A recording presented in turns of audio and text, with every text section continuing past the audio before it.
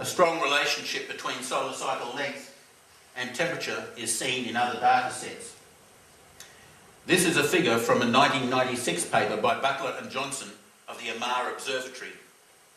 The slope of the line is 0.5 degree centigrade per 1 year change in solar cycle length, which amounts to 1.4 thousandths of a degree per day. Now let's assume that the relationship demonstrated in nearly 200 years of Amara data and 300 years of de Boult data is valid today. I have plotted on the top of this original figure solar cycle 22, which was 9.6 years long. Solar cycle 23 hasn't finished yet. If it was an average cycle length of 10.7 years, it would have finished in January 2007. It is now mid-2007.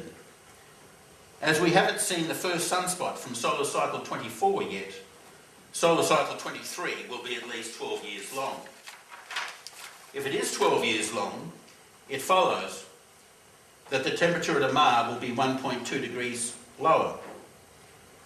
If solar cycle 24 is as weak as a number of solar physicists are predicting, then solar cycle 23 is likely to be 13 years long or longer. Solar cycle 4, preceding the Dalton minimum, was 13.6 years long. I have plotted on this figure what a 13-year-long solar cycle 23 would look like. It would result in a 1.6 degree decline in temperature. Now this effect is upon us right now. In a few short years, we will have a reversal of the warming of the 20th century. Now this graph demonstrates the transition of one sunspot cycle to the next, using the example of the solar cycle 22 to solar cycle 23 transition. Now what we see is you get sunspots at lower latitudes in the previous cycle continue to die off, and at higher latitudes, above 20 degrees latitude, a year before, 20 months before, or even longer, you start getting the first sunspots of the next cycle. Then they overlap. The overlap is minimum, is considered to be solar cycle minimum.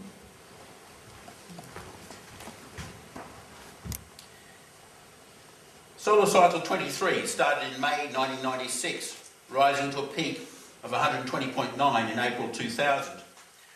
For solar cycle 23 to be of average length, solar cycle 24 should have started in January 2007. The first sunspots of a new solar cycle appear usually at more than 20 degrees latitude on the sun's surface.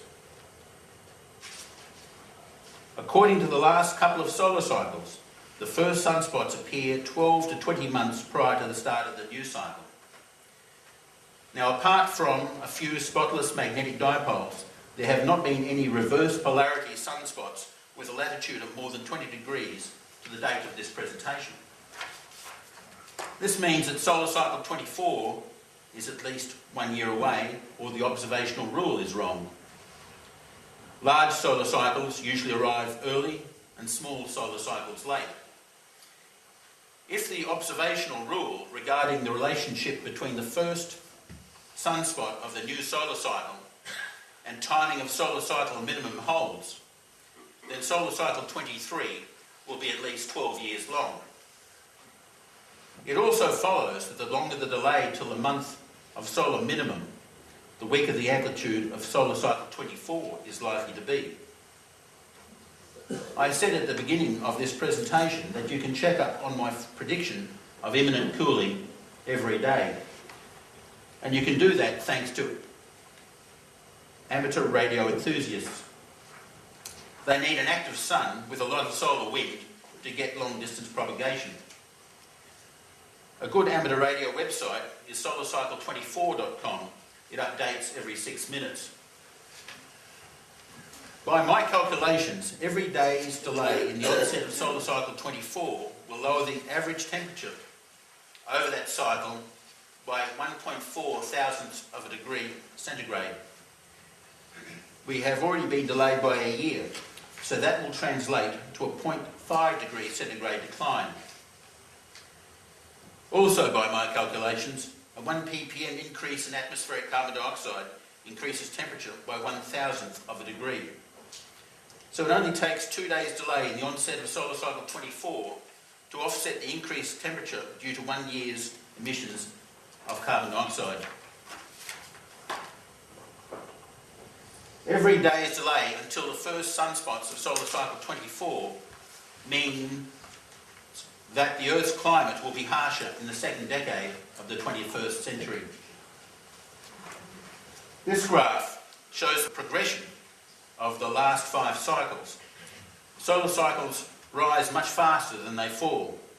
Longer cycles are weaker, and solar cycle 20, which is the green line, is longer than the others.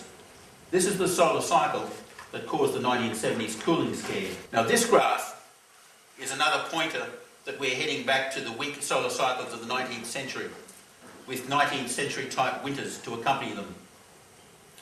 Solar cycles 10 to 15, from 1860 to 1917, had an average of 66 months from the first spotless day, that is a day without any sunspots on the sun's surface, to solar cycle minimum. This was a time of considerable glacial advance in the European Alps.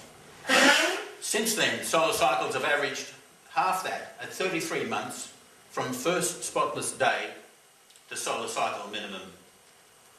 So far, solar cycle 24 is plotting on the 19th century line. That's where we were up to a couple of months ago. With the first spotless day on the 27th of January 2004, and if the 66-month observation rule holds, then solar minimum will be on or about July 2009. This would make solar cycle 23 13 years long. Next slide, please, Ray. NASA are supposed to know about solar cycles. They have hedged their bets by making 2 predictions about the amplitude of solar cycle 24, straddling the solar cycle 23 result. Solar cycle 23 had an amplitude of 120.